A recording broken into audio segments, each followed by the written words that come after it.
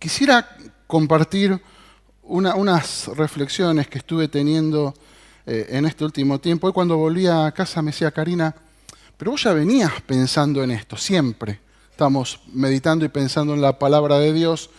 Y hay veces que el Señor nos hace reflexionar algunas cosas y quedan guardadas en nuestro corazón. Y cuando llega el momento de compartirlas, uno las comparte. El problema, como yo le compartía hoy a la mañana a Néstor, es que uno no está muy acostumbrado a hablar o a predicar. Entonces mi preocupación es si yo logro transmitirles lo que hay en mi corazón. Entonces vamos a orar para que el Espíritu Santo tome el control de esto. ¿Qué les parece? Padre Celestial, te damos muchas gracias porque podemos estar compartiendo esta reunión. Gracias, Señor, por mis hermanos aquí presentes. Señor, yo sé que ellos tienen hambre y sed de tu palabra. Y así como oró María Rosa, Señor, yo también te pido que tú tomes el control de esta palabra. Es tu palabra, tomes el control de mi vida, Señor, que yo pueda ser un canal donde pueda fluir tu palabra, Señor, y que mis hermanos puedan comprender mejor lo que tú quieres para sus vidas. Señor, yo me pongo en tus manos. Ato mi mente a tu mente, ato mi espíritu a tu espíritu, para que puedas fluir a través mío. En el nombre de Jesús. Amén. Amén. Muy bien, esto nació un poquito de una carga que yo vengo teniendo desde hace tiempo realmente, y es acerca de ver en mi iglesia personas que asisten domingo tras domingo, algunos domingo por medio, otro una vez por mes, pero que vienen, muchos, la mayoría bautizados, dan sus diezmos, dan sus ofrendas, toman la Santa Cena, pero yo me doy cuenta que nunca han tenido un encuentro real con el Señor. ¿Cómo me doy cuenta? Porque vemos los frutos.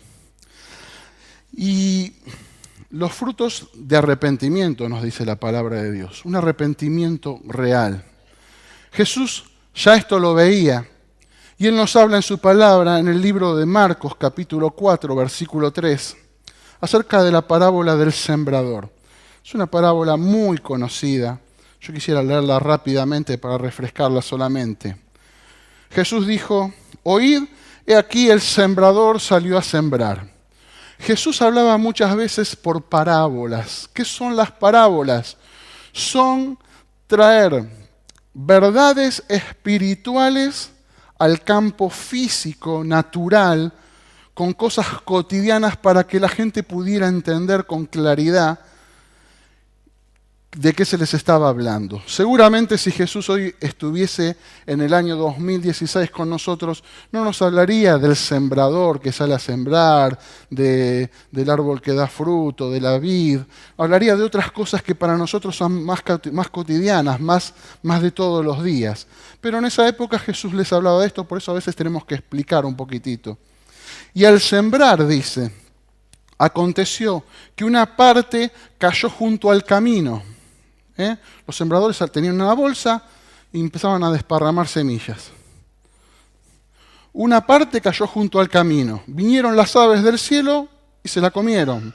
Otra parte cayó junto a piedras, donde no tenía mucha tierra, así que brotó rápido, pero como no tenía profundidad, salió el sol y se quemó, porque no tenían raíz, se secaron. Otra parte cayó sobre espinos, y los espinos crecieron y la ahogaron y no dio fruto. Pero otra parte cayó en buena tierra y dio fruto, pues brotó y creció y produjo 30, a 60 y a 100 por uno. Después en el versículo 10, los discípulos se le acercan a Jesús y le dicen, Señor, ¿qué quisiste decir con esta parábola? No lo habían entendido. Y Jesús en el versículo 13 les dice, pero escúchenme, ¿ustedes no entendieron esto? ¿No entendieron? Si ustedes no entienden esta parábola, no van a entender todas las demás parábolas. ¿Qué quiso decir? Que esto era medio básica, esta parábola, para poder entender todas las demás. Era el inicio para comprender el resto de los tesoros ocultos que hay en las parábolas. Ahora, el problema, ¿por qué algunas crecieron y otras no crecieron? El problema no era la semilla, porque el sembrador tenía todas semillas iguales. El problema era la tierra donde caía esa semilla. A veces caía en buena tierra, a veces caía en el camino, a veces caía junto a espinas, a veces caía junto a piedras. Entonces, digan conmigo, el problema no es la semilla, sino la tierra. ¿Hasta acá soy claro? El problema no era la semilla, sino era la tierra. O sea, no hay semilla buena y semilla mala, porque la semilla es la palabra de Dios, pero sí hay tierra buena y tierra mala. Jesús sigue, en otro caso, hablando en el libro de Mateo, capítulo 13, versículo 47, acerca del reino de los cielos. Dice que es semejante también a hombres que salen a pescar y echan las redes en el mar, y una vez que la red se llena de peces, las sacan, las llevan a la orilla y separan en canastas los peces buenos de los peces malos. Peces buenos, peces malos. Ahora, nosotros muchas veces hablamos de esto y dijimos, los peces buenos son los cristianos, los peces malos son los no cristianos. Y no es así, eso está mal. Porque cuando hablamos de la red, es el Evangelio. Cuando el Evangelio es dado y entran peces a la red, todos esos peces son los creyentes, los convertidos, y los que no entran en la red son los no creyentes o los no convertidos o los que rechazaron el llamado del Evangelio. ¿Sí? Dentro de esa red, los pescadores separan peces buenos de peces malos. Peces buenos de peces malos. Después Jesús dice, en el día del fin, los ángeles separarán los buenos, los malvados de los justos. Entonces, ¿qué estoy hablando? Tierra buena, tierra mala. Peces buenos, peces malos. No estamos hablando de cristianos inconversos, sino estamos hablando del grupo de los cristianos. Y hay un versículo que a mí me preocupó mucho desde chico, cuando empecé a entender un poquito más la palabra de Dios, que me causaba un poco de pánico y terror, que es el versículo que está en el pasaje que está en Mateo 7:21, que dice, no todo el que me dice Señor, Señor, entrará en el reino de los cielos. Voy a hacer un paréntesis antes de seguir avanzando. Yo dije esta mañana que hay pasajes, hay predicaciones que son motivadoras, predicaciones que te levantan el ánimo y te salís a la calle y te querés comer a toda la gente que te encontrás cruda, se te presenta el diablo y te lo come con papa frita. Y hay mensajes que son más reflexivos. Bueno, este es uno de esos mensajes, más reflexivos. ¿Está bien? Y otra cosa más, si ustedes no están muy de acuerdo con el mensaje, después hablen con el pastor, porque él me pidió que predique. ¿Está bien? Se arreglan con el pastor. No, hoy me llamó el pastor, me dijeron que estuvo muy linda. Él averigua todo. Bueno, volvemos al pasaje. No todo el que me dice Señor, Señor, entrará en el reino de los cielos. ¿Por qué me preocupaba tanto esto? Por lo que sigue diciendo. Dice, y algunos me dirán, pero Señor, en tu nombre echamos fuera demonios. Señor, en tu nombre hicimos milagros. Señor, en tu nombre profetizamos. No está hablando de los no cristianos, está hablando de cristianos. Y en muchos casos de líderes, gente que estaba en autoridad para hacer estas cosas, profetizar, echar fuera demonios, hacer milagros. No eran inconversos, eran ministros. Repito, para que quede claro, tierra buena, tierra mala, peces buenos, peces malos. ¿Dónde está la diferencia?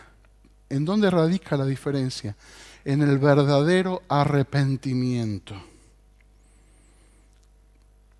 A veces creemos que porque la gente pasa al frente y hace una oración, Dios se mete a la fuerza y inmediatamente cambia el corazón y transforma a la persona. En muchos casos no es así, ese es el primer paso. Ese es el primer paso.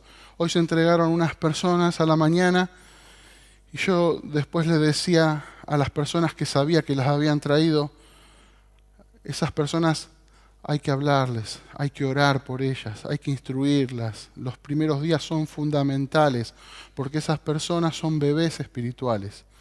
Entonces, ese es el primer paso, hacer la oración de fe. Pero después hay que hacer un seguimiento. Y después se armó todo como una doctrina del seguimiento para seguir a esas personas que muchas veces es muy difícil seguir a una persona que pasó al frente, hizo una oración sin estar completamente segura o entendiendo o convencido de lo que estaban haciendo. Y seguir a este tipo de personas es como seguir a una persona muerta, es muy difícil, hasta es frustrante. No existe fórmula para convencer de algo a alguien que hizo algo con poco convencimiento. ¿Me siguen? Hay un error en el cual hemos caído como cristianos, que es tratar de convencer a la gente de que el Evangelio es la felicidad y que mágicamente cambia las vidas de las personas. El Evangelio, ese tipo de Evangelio que habla de felicidad, solo puede ser dirigido a personas infelices. No es efectivo para personas que se creen que son felices. El Evangelio que está basado en la necesidad es solamente efectivo para gente que tiene necesidad o para gente que no reconoce, y la gente que no reconoce que no tiene necesidad no le sirve ese evangelio. Háblenle a un joven de muerte. El joven la ve la muerte muy lejos, muy, muy lejos. Se cree en Superman. Yo que trabajo en el tema de seguros, lo más difícil es venderle un seguro de vida a un joven. No, eso no, ¿qué? Es para los viejos. Porque no se van a morir nunca, son Superman. Ahora ustedes se pueden preguntar, Gabriel, pero no está bien decirle a una persona que Cristo la puede hacer feliz, que el Evangelio lo hace feliz. Claro que sí, yo no estoy diciendo eso. Y hoy pregunté a la mañana, y lo vuelvo a preguntar a ustedes aquí a la tarde, ¿cuántos realmente son felices con Jesús y conocieron a Jesús?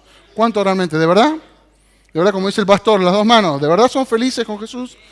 Claro que Jesús trae felicidad, pero la felicidad que trae el Evangelio es a consecuencia de la salvación, no es un fin en sí mismo.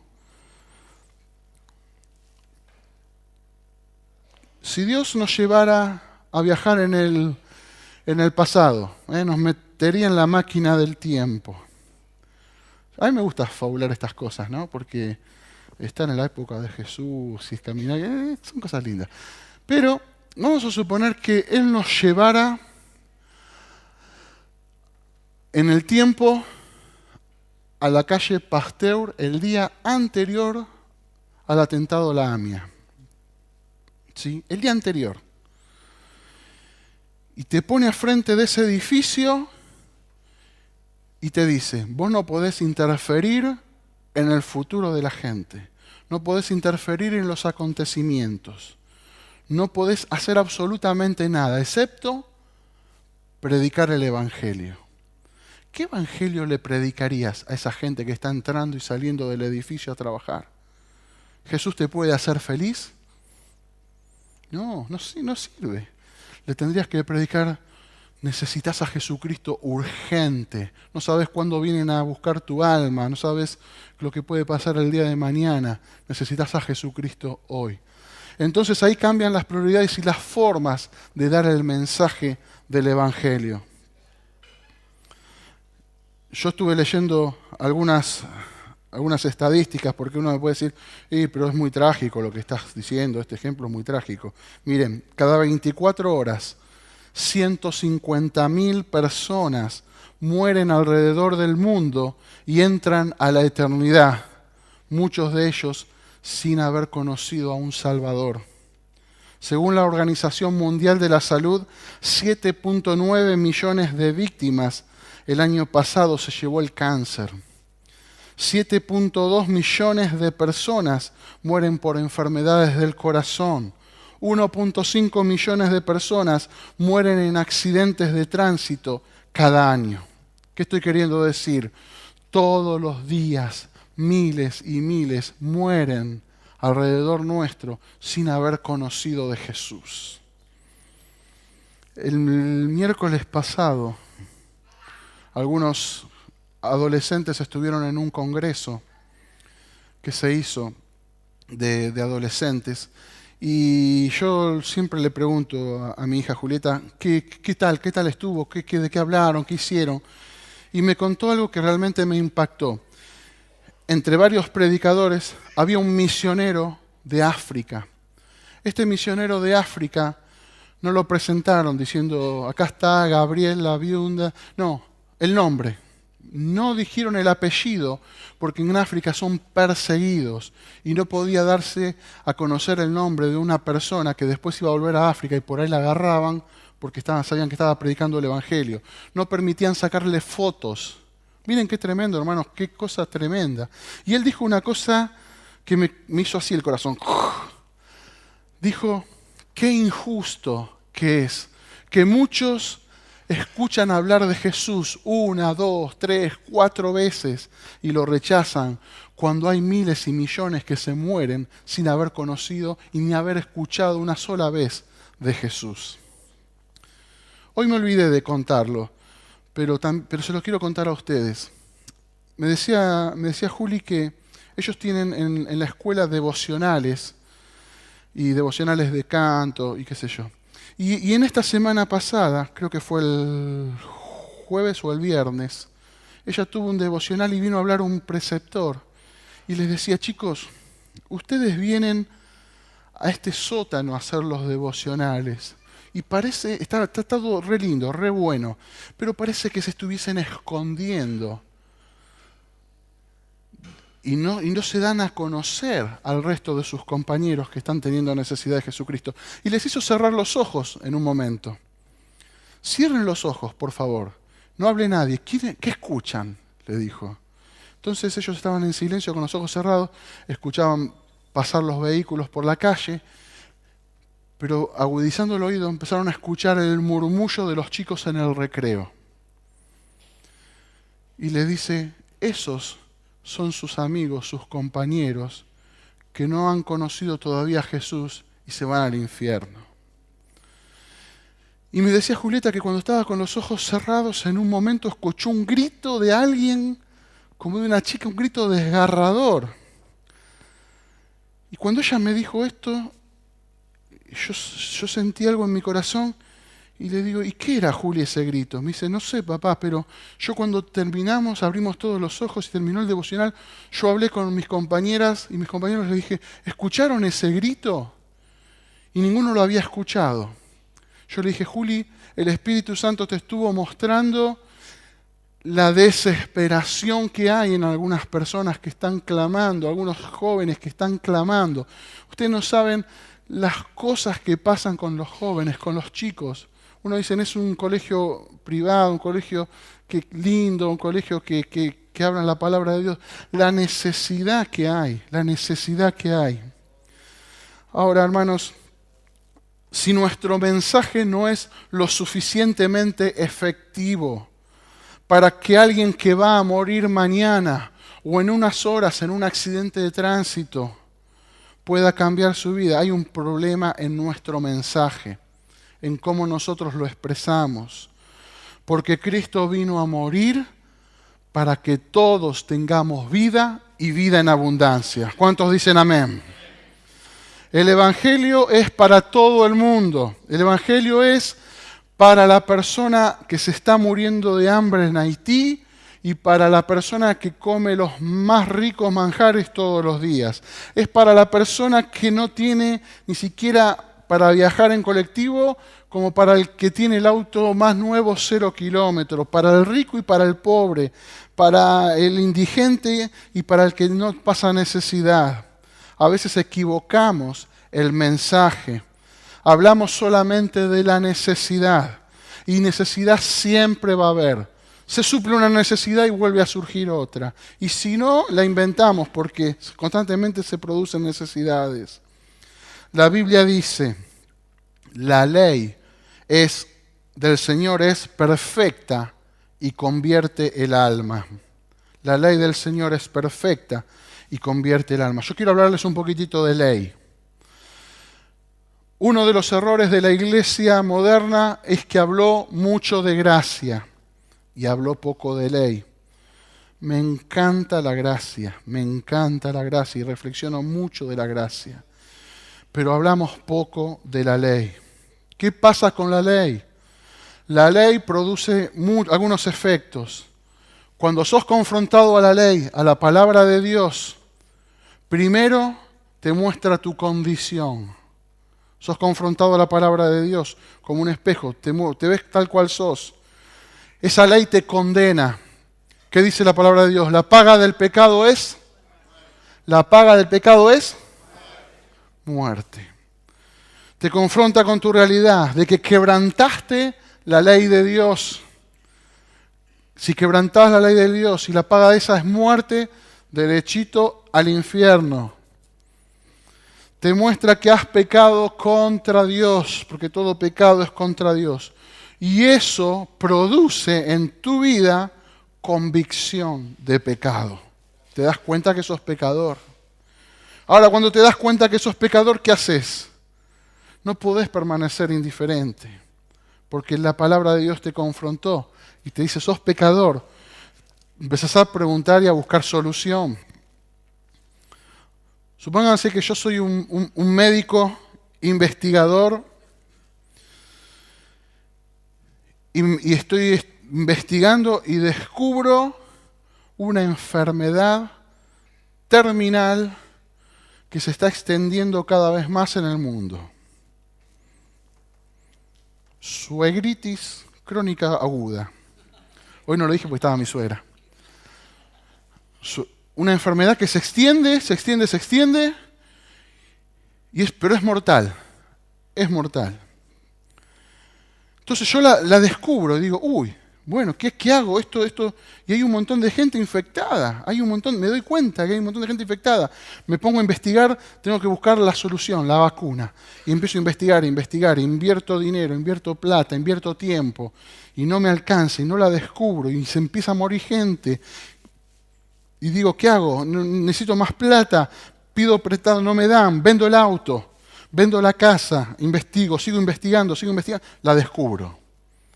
Descubro la solución, la vacuna. Y yo voy y le digo a Néstor, yo sé que vos tenés suegritis crónica aguda. Tomá, esta es la que tengo que, tomá, no importa, después en un momento te explico, tomala, porque yo estoy preocupado por él. Tomá, esta es la solución.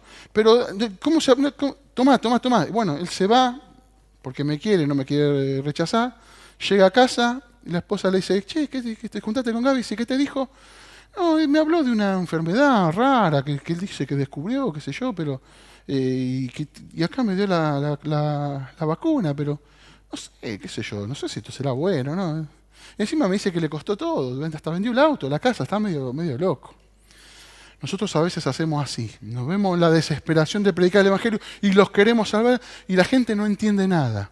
Distinto es si yo le digo, escúchame, estuve investigando lo que te pasa a vos y a vos te está pasando esto y esto porque tenés esta enfermedad. Todos los indicios me muestran que tenés esta enfermedad y esta enfermedad es terminal.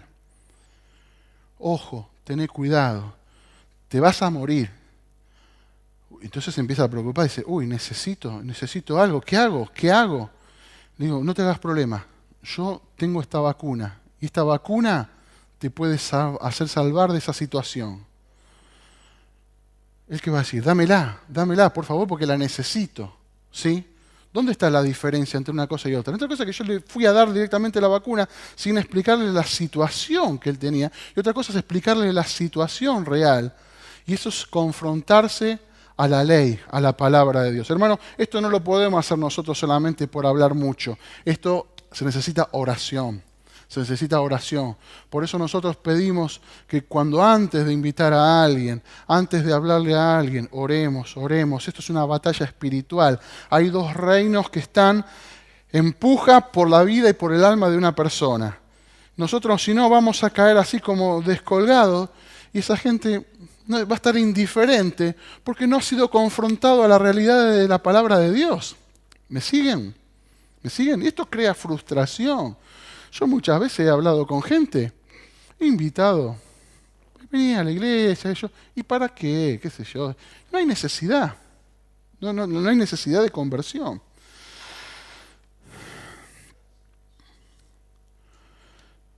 A veces hablamos de evangelismo. Y cuando hablamos de evangelismo, hay una cosa muy clásica, muy clásica. Nosotros podemos tener 400, 500 personas en la iglesia, decimos vamos a evangelizar y vienen 5, 6, 7, ¿no? ¿Por qué pasa esto? Porque no hay pasión por las almas. ¿Por qué no hay pasión por las almas? Porque ni siquiera sabés vos de dónde te sacó el Señor. La Biblia nos es muy clara y nos dice, no te olvides, Él es el que te rescató, no te olvides. ¿Por qué nos dice no te olvides? Porque nos olvidamos, es muy humano. Y no sabemos ni siquiera de dónde nos sacó el Señor, o no reflexionamos, o nos olvidamos. Por eso no hay pasión. ¿Quiénes son las personas más interesadas en todo el mundo de luchar contra el cáncer de mamas? Las personas que han sufrido cáncer de mama y han sobrevivido. ¿Por qué? Porque ellas lo pasaron.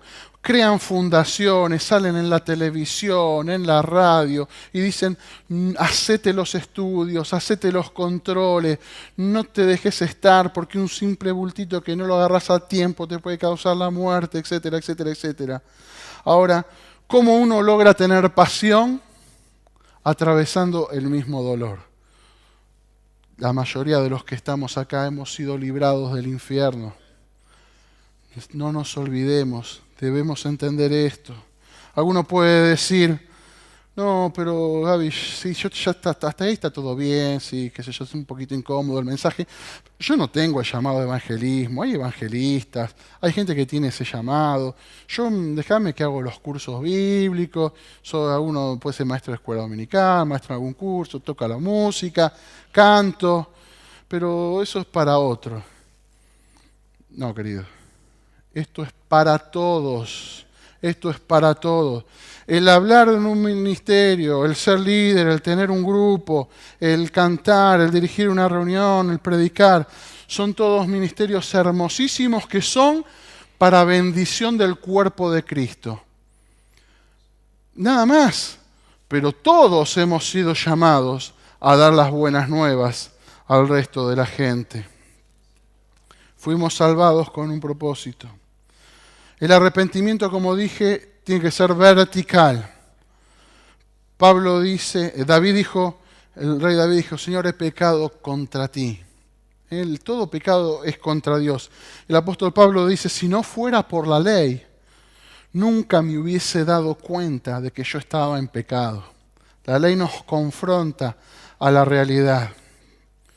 Lo triste es que hemos salido a ofrecer al mundo una cura cuando primero no le hablamos de que tenían una enfermedad. Entonces una persona que no sabe que está enferma, ni se le ocurre tomar un geniol. Si no está enferma, ¿para qué? La persona que necesita la vacuna, que necesita el remedio, es porque sabe que está enfermo. Por eso hay gente que se aparta tan rápido. Y a veces preguntamos, che, fulano que hace tiempo que no lo veo. No, se fue para otro lado, no quiere saber más nada de Dios, se ofendió con un hermano. Y che, y el otro que está allá, que estaba allá, no, ese se ofendió porque el otro no lo saludó, no le quiso decir nada. Y bueno, hay gente que nosotros solemos decir se enfría, como si fuesen una cosa, ¿no? Que toman temperatura y se enfría. Entonces cuando se enfría mucho lo tenés que calentar de alguna forma. Yo decía, imagínense que un día ustedes vienen todos a la tarde y yo tengo que dirigir la reunión. Son las 18 horas, están los músicos ahí, las voces. ustedes esperando, pues vieron que empezamos siempre re puntuales, ¿no? Son 18, 18 y 5, 18 y 10, yo no aparezco. Entonces empiezan todos a mirar, y Gaby, entonces está Karina por ahí, dice, pasa al frente y dice, hermanos, quiero decirles que hoy Gaby amaneció frío. No quiso venir, oren por él. Es una locura, ¿no? O sea, no es así, ¿no? Como aquel que dice, cayó en pecado, ¿eh? Como si uno vendría caminando así, ¡ah, me caí! ¿No? Una cosa así, una cosa de loco, no existe. Por eso hay gente fría, que son los inconversos. Pero la Biblia nos habla de algo más, un paso más, algo más profundo. Nos habla de gente tibia. Nos habla de gente tibia. Y la palabra de Dios nos dice que Dios a los tibios los vomita de su boca.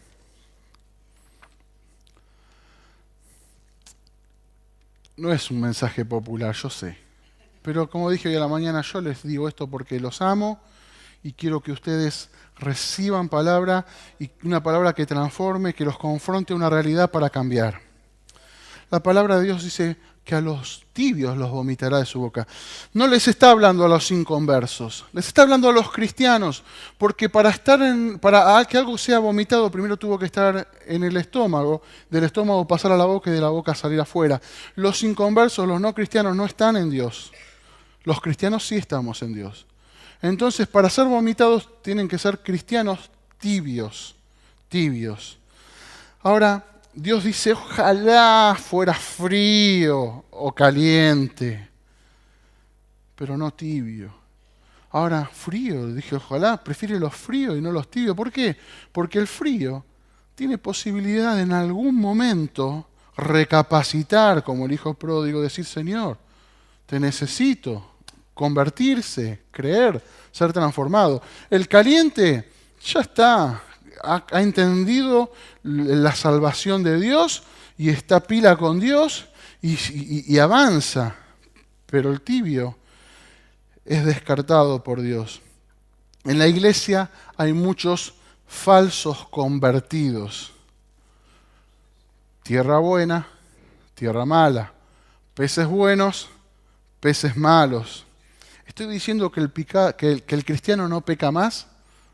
No, para nada. Pero el cristiano tiene temor de Dios y tiene terror de pecar, porque sabe lo que ese pecado le costó a Jesús en la cruz del Calvario. ¿Me siguen? Pregúntenle a alguien que perdió a sus hijos, su esposa, su familia, en un accidente de tránsito por su culpa, por manejar mal, por ir a exceso de velocidad, por apretar demasiado el acelerador. Pregúntenle si volvería a hacer lo mismo. Seguramente que no. Quizá esa persona ni siquiera quiera volver a subirse a un auto. Alguien que se iba al infierno y encontró redención y salvación, encontró la cura, no es ni frío ni tibio. Cuando decimos hay que salir a predicar, están ahí. Hay que estar temprano, están ahí. Hay que servir, están ahí.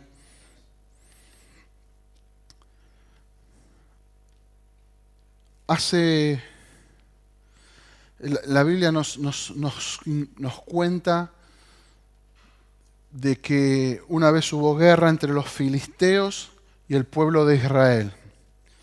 Y cuando hubo guerra, el pueblo de los filisteos avanzó, les tomó el arca del pacto que estaba en el pueblo de Israel y se la robó y se la llevó. Y al tiempo, mucho tiempo, el rey David, una de las primeras cosas que hizo cuando fue rey fue recuperar el arca del pacto. Y el arca del pacto era algo muy, muy importante para el pueblo de Dios, porque simbolizaba la gloria de Dios y la presencia de Dios. Simbolizaba eso no por la caja en sí, que era una caja muy linda, trabajada por artesanos, sino por lo que había adentro de la caja. Adentro de la caja había 3 cosas esenciales. Primero estaba la vara de Aarón. La vara de Aarón es símbolo de autoridad. Segundo, había maná con el cual Dios había alimentado al pueblo de Israel en el desierto. Eso habla de provisión de Dios. Y lo otro muy importante que había dentro del arca eran las tablas de la ley. Las tablas de la ley eran las que Dios le había dado a su pueblo cuando estaban en el desierto, que habían sido escritas con el dedo de Dios. Y estaban los 10 mandamientos, eran cosas muy básicas, muy claves, que aún eruditos y gente de leyes dice que con esas solas leyes se abreviarían todos los libros de abogacía que existen en el mundo. El enemigo vino a la iglesia, a una iglesia dormida, y volvió a robar el arca. Y cuando robó el arca, se encargó de dejar bien en claro, susurrando al oído de muchos cristianos: olviden la ley, prediquen la gracia, solo la gracia. Sigan predicando buena onda, sigan predicando para que la gente esté a gusto, que la gente se sienta bien, no se sienta incómoda para que no se vaya. Prediquen positivismo, prediquen que solo con el esfuerzo personal pueden lograr cualquier cosa. Y acuérdense, hablen solo de gracia, pero no hablen de la ley.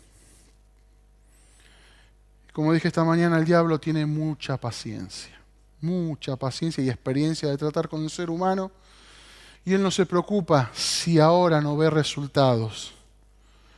Él ve a futuro. Y un día, delante del trono blanco, el Señor lamentablemente le va a tener que decir a muchos: apartados de mí, nunca os conocí, hacedores de maldad. Y el diablo ahí va a celebrar. Este mensaje, hermanos, tiene 3 propósitos, 3 objetivos. Que al diablo no le gusta, claro que no le gusta. Y quizá algunos de ustedes tampoco no estén muy cómodos. Pero hace que los falsos arrepentidos quieran arrepentirse de verdad. Segundo, vuelve el temor de Dios a los que lo han perdido y dicen: Señor, yo no quiero pecar más. Tercero, devuelve pasión por las almas, por el evangelismo. Cuando todos tengamos pasión y esa urgencia por hablarle a otros del evangelio, entonces sí estaremos a las puertas de un gran avivamiento, porque todos salimos a predicar y todos salimos a hablarle a las personas que nos rodean. Hubo un juez muy famoso que se convirtió en evangelista, se llamó Charles Finney, a principios del siglo XX, y él dijo: la ley prepara el camino para el evangelio. Si no hablamos, hermanos, de lo que estamos haciendo mal, para corregirlo, para cambiar, para modificar, solamente estamos llenando nuestras iglesias de gente sin convicciones, de gente indiferente, de gente que hoy está, mañana no está. Hoy está porque no tenían otra cosa que hacer, mañana les surge cualquier cosa, no vienen, o llueve, o hace frío o calor, y prefieren quedarse en casa. 1 Corintios 13:5, ya voy terminando, dice: examinaos a vosotros mismos. Hermanos, este es tiempo de que nos examinemos. ¿En qué situación estamos? ¿Cómo estamos? No puede ser, hermanos, que estemos igual que hace un tiempo atrás.